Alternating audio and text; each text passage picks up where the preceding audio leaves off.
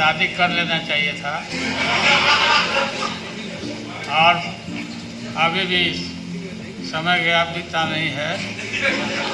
शादी करिए और हम लोग बराती चलें। और लोकतंत्र को बचाने के लिए सबको मिलके एक साथ पे काम करेगा।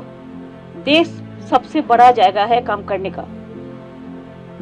अगर लोकतंत्र खतरा में है तो देश खतरा में हो जाता है।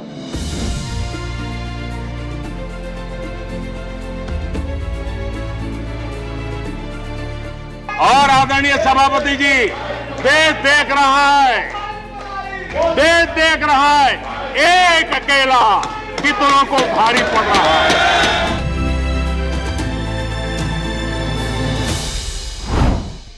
एक तरफ राजस्थान, मध्य प्रदेश, छत्तीसगढ़, तेलंगाना राज्यों के विधानसभा चुनाव है, तो वहीं दूसरी तरफ सत्ता पक्ष और विपक्ष दोनों ही 2024 के लोकसभा चुनाव को लेकर अपनी अपनी रणनीति बनाने में जुट गए।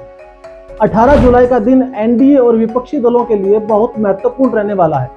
बिहार के पटना में हुई बैठक के बाद सभी विपक्षी दल बेंगलुरु में इकट्ठा हो गए हैं, तो वहीं बीजेपी भी 38 दलों के साथ एनडीए की मीटिंग करने के लिए तैयारी जुटा चुकी है। ये बैठक ऐसे वक्त में रखी गई है जब संसद का मानसून सत्र शुरू होने जा रहा है। विपक्षी दलों की यह बैठक इसलिए भी खास है क्योंकि पहली बार यूपीए अध्यक्ष सोनिया गांधी इस बैठक में भाग लेने वाली है और माना यह भी जा रहा है कि 2004 की तरह खुद इस मीटिंग को वो लीड भी करेंगे। आइए इस बैठक का करते हैं 360 डिग्री विश्लेषण। नमस्कार, मैं हूं सोमवीर कौशिक और आप देख रहे हैं डेमोक्रेसी 360 क्लिक इंडिया के साथ। न खाता न वही, जो परिवार कहे वही सही। विपक्ष के गठन को लेकर काफी सवाल हैं और कुछ तो ऐसे भी हैं जिनके जवाब खुद विपक्षी एकता का दम भरने वाले नेताओं के पास भी नहीं है। आइए जानते हैं क्या होगी विपक्ष की बड़ी चुनौतियां, क्या होने वाली हैं इनकी नीतियां। सभी सवालों के जवाब हम इस वीडियो में आपको बताने वाले हैं। सवाल नंबर 1, सबका साथ दिला पाएगा जीत का विश्वास। देश में इमरजेंसी के बाद पहली बार 1977 में विपक्षी नेता एक साथ आए थे, जब मोरारजी देसाई के नेतृत्व में पहली बार गैर कांग्रेसी सरकार का गठन हुआ था। लेकिन मौजूदा समय में कुल 26 पार्टियां हैं जो बेंगलुरु में इकट्ठा हो चुकी हैं। वहीं आज दिल्ली में बीजेपी 38 पार्टियों के साथ अपनी मीटिंग करने वाली है, बैठक करने वाली है। विपक्षी पार्टियों की इस एकजुटता की नींव 23 जून को पटना में पड़ गई थी। उस समय 15 विपक्षी पार्टियों ने बीजेपी के खिलाफ एक साथ दिखाई दी थी, लेकिन नेतृत्व को लेकर एक दूसरे पर विश्वास नहीं बना पाई। यही कारण है कि इस बार यूपीए अध्यक्ष सोनिया गांधी खुद इस बैठक में मौजूद हैं, क्योंकि सोनिया गांधी ही एक ऐसा नाम है जिसके ऊपर सभी दलों की सहमति बन सकती है। सोनिया गांधी के नाम पर विश्वास इसलिए भी अटूट माना जाता है क्योंकि सोनिया गांधी खुद को पीएम की रेस से अलग किए हुए हैं। सवाल नंबर 2, विपक्ष की एकता में अनेक चुनौतियां। चुनौती नंबर 1, विपक्षी एकता को उस वक्त सबसे बड़ा झटका लगता है जब सभी दल अपने अपने हितों को प्राथमिकता देना शुरू कर देते हैं। इसका सबसे प्रमुख और ताजा उदाहरण है पटना बैठक से पहले केजरीवाल की शर्तें। कांग्रेस ने कहा था कि संसद सत्र शुरू होने के 15 दिन पहले वो लोग पब्लिकली अनाउंस कर देंगे कि वो इस विधेयक ऑर्डिनेंस के खिलाफ हैं और संसद में इस ऑर्डिनेंस के विरोध में वोट डालेंगे। चुनौती नंबर 2, सीटों का बंटवारा और पुराने गठबंधन के साथ साथ राजनीतिक संघर्ष। लोकसभा चुनाव की रूपरेखा के दौरान आखिर सीटों का बंटवारा किस आधार पर किया जाएगा? कांग्रेस के पास 52 लोकसभा और 31 राज्यसभा सीटें हैं। निश्चित तौर पर कांग्रेस विपक्षी दलों में सबसे बड़ी पार्टी तो है, लेकिन कुछ राजनीतिक पार्टियों के साथ कांग्रेस के वर्तमान और पूर्व के गठबंधन चुनावी रणनीति में रोड़ा बन सकते हैं।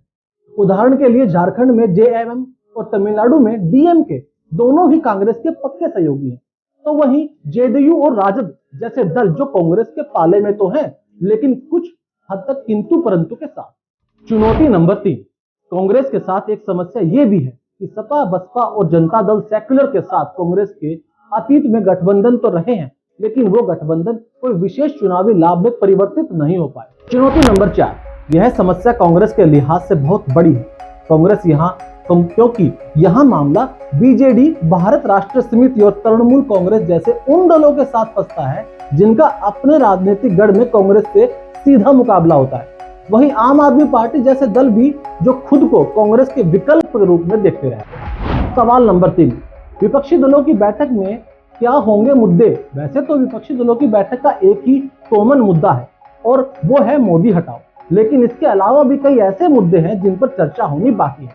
चुनावी मुद्दे क्या होने वाले हैं? 2024 में विपक्षी जो गठबंधन है जीत का कौन सा रोड मैप तैयार करने वाले हैं? 2024 में मोदी के खिलाफ राष्ट्रव्यापी कॉमन एजेंडा क्या होने वाला है?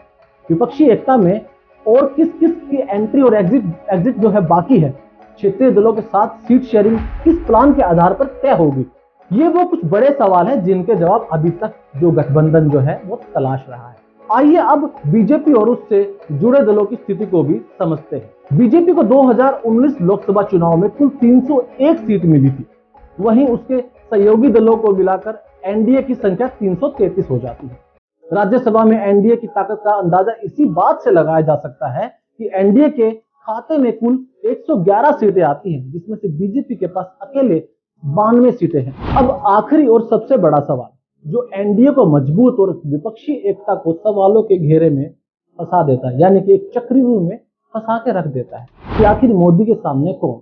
ये सवाल विपक्ष के सामने हिमालय के समान खड़ा है और इस बात का अंदाजा आप इसी बात से लगा सकते हैं कि सोमवार को प्रेस कॉन्फ्रेंस के दौरान जब कांग्रेस पार्टी के महासचिव केसी वेणुगोपाल से विपक्ष के नेता पर सवाल उठाया गया कि पूछा गया कि आपका नेता कौन होगा, तो वो कुछ इस तरह से भड़के से दिखाई दिए। The government's motive to misuse the governorship and lieutenant governors to enter into the state governance is also not at all acceptable. So we will oppose it.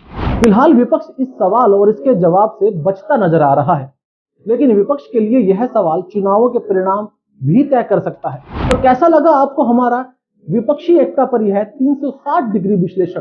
Comment box में अपनी राय जरूर दीजिएगा। मिलते हैं आपसे अपने अगले वीडियो में, तब तक के लिए बने रहिए हमारे साथ क्लिक इंडिया के साथ। धन्यवाद।